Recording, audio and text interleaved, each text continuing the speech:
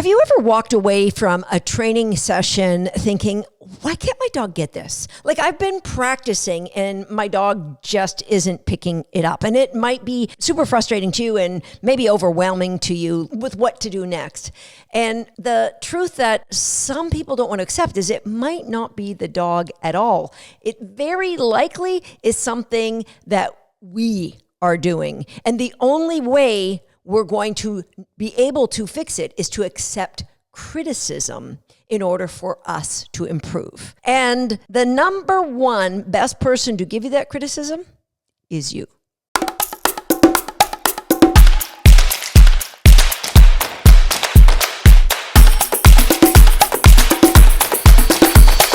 Hi, I'm Susan Garrett. Welcome to Shaped by Dog. You know, our dogs can only grow as much as we are willing to grow. If a fear of judgment or perfectionism, or maybe even some shame, is preventing you from videoing your dog training, you might be unconsciously slowing down your dog's progression. You might be unconsciously holding your dog back from their best life ever. I'm going to preface what I have to say today by saying I am not a therapist. I am a dog trainer, but I'm a dog trainer with a passion for behavior. And that passion for behavior notices behavior in people as well as in myself. I noticed really early on, in order to help my clients bring out the best in their dogs, I had to be able to inspire those clients to want to bring out the best in them for their dogs. In our last Shaped by Dog episode, I shared that it's pretty well accepted that the number one way to improve your dog's skills is by you videoing your dog training. Yes, you can get feedback from a coach, but you are going to be training at home where you're not getting feedback from that coach. In the last episode, I shared that 63% of our viewers polled on YouTube have never videoed a session of their dog training. And so I sat down and decided there's got to be a reason. And I shared two categories of reasons. If you haven't watched that, maybe go back and watch that episode.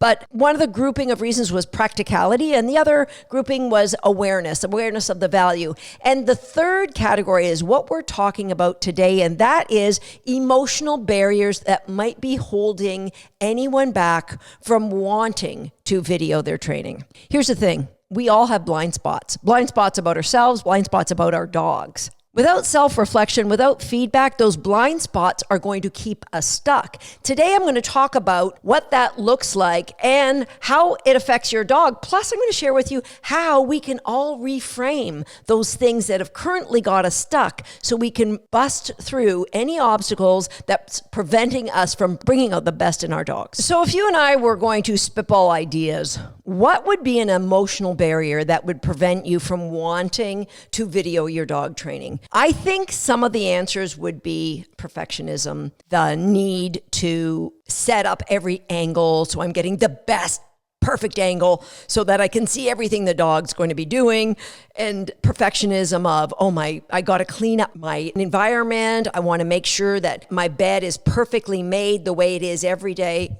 Not likely. The perfectionism of you've got to have pressed pants. So perfectionism might be one. And by the way, I'm going to share with you, when I think about perfectionism, I used to have a program called Puppy Peaks where I shared my daily training or my weekly training as I raised my puppy Swagger and then my puppy Momentum. A lot of that videoing I shot in my pajamas. It was not pretty, but the dog training was excellent, I believe. A lot of people really enjoyed that program. So I think that's a great example of, hey, it doesn't matter. You're not showing this to the world. There were actually tens of thousands of people that saw those videos back in the day of me and Swagger doing training when he was a baby. You've got to be vulnerable. You've got to be okay. For you, no one else is looking at it but you. So perfectionism, being self-conscious of what you're seeing, being self-conscious of the way you look, fear of criticism and judgment. It's only you looking, but you've got that little negative voice in your head. And that negative voice is going to be picking out things that aren't going to be pleasant to hear, really. It could be a fear of seeing an error in the training because maybe that cascades some shame in you that, oh, my poor dog stuck with me, and my poor dog is putting up with that level of dog training, and I don't want to see how horrible I am as a dog trainer. It could be just a lack of confidence. Like, I'm brand new to training this. Like, I'm not a professional. I'm never going to get, like, 90% of what I'm going to see is going to be flawed. And that comes back and connects you to the shame, the lack of worthiness. Like, what right do I have to even own a dog? All of these negative thoughts that if you didn't video your training, you wouldn't have to come to the edge of these emotional barriers.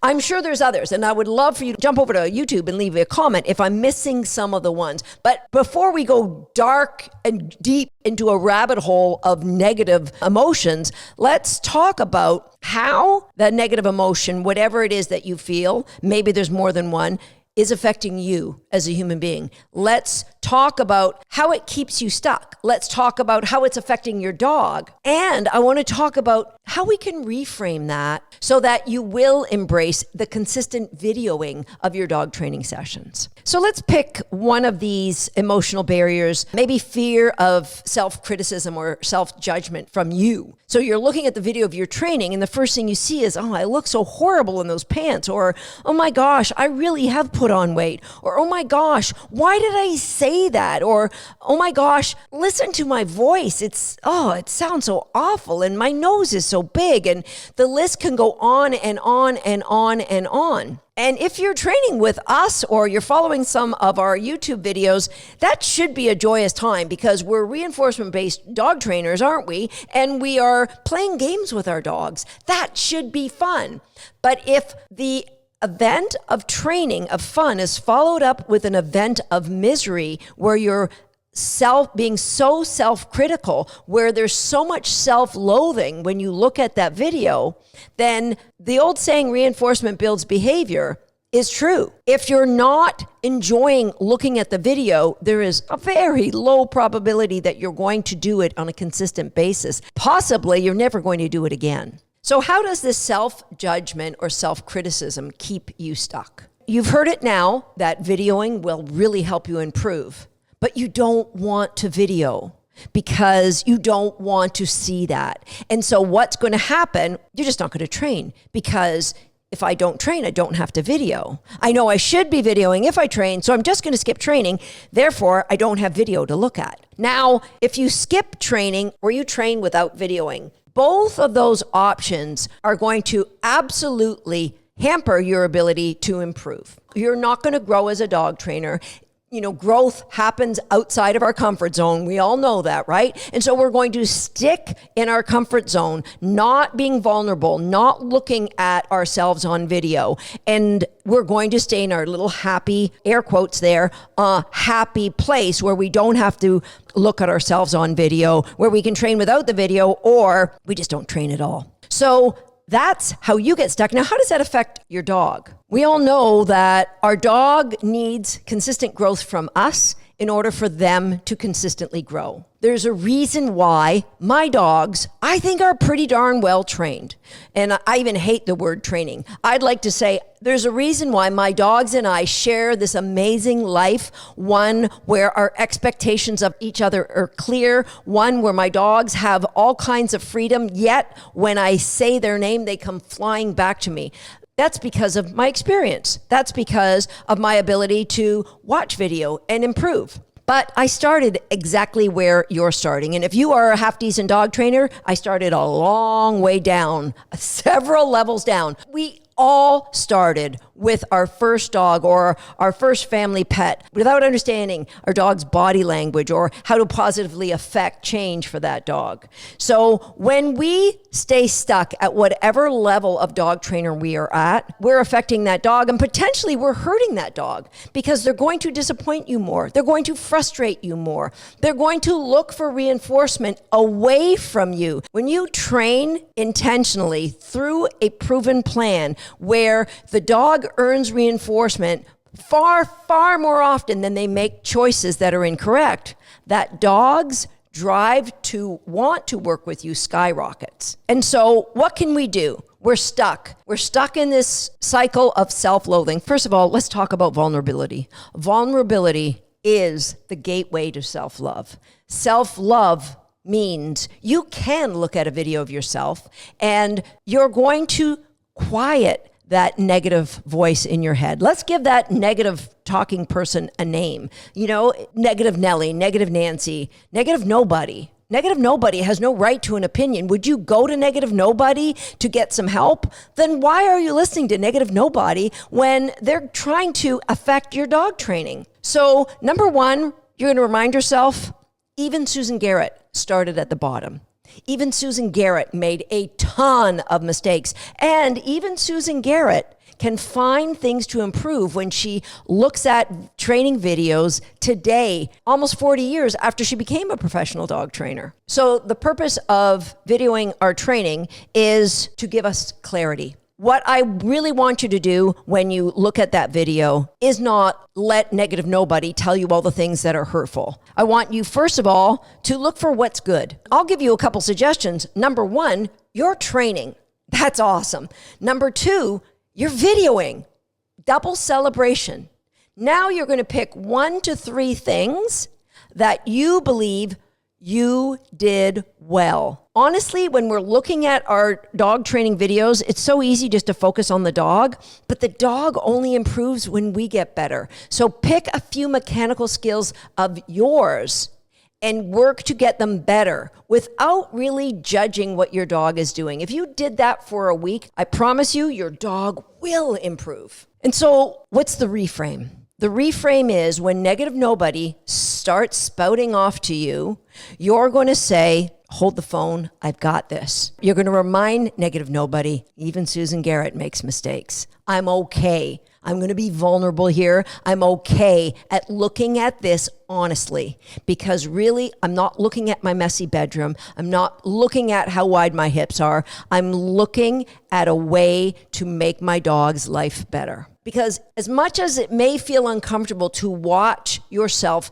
make mistakes with your dog, video is a mirror into your dog's experience with you. And the only way you can make that experience a better one is for you to be vulnerable enough to say, I'm going to embrace this. I'm going to watch this video. I'm going to see where I can get better. So no matter what the emotional barrier that may have you stuck right now, I encourage you to allow yourself the vulnerability to say, how is this affecting me as a human being on my growth to ascending to becoming the best kind of person? How is this emotional barrier affecting me, affecting my life, affecting my ability to live out my purpose, affecting my ability to deliver the best life possible for my dog? So that's number one. How does it affect you? How does it impact your dog? And what would be a possible reframe? Now, if you can't think of a possible reframe yourself, I want you to jump over YouTube and leave me a comment, and my team and I are going to help you reframe what emotions you're feeling when you look at yourself on video. In 2025, I want to see you breaking through these emotional barriers.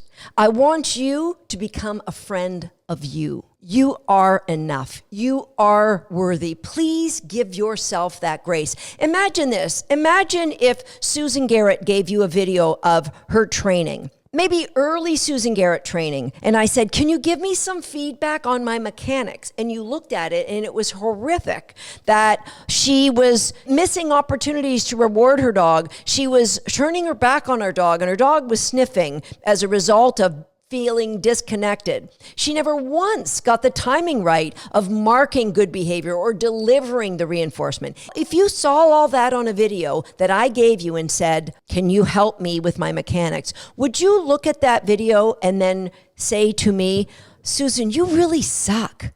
Do you realize how much you are hurting your dog? Like, how could you be so stupid that you keep repeating the same mistake every freaking time? Give your head a shake, Susan. Like, really? Would you say that to me?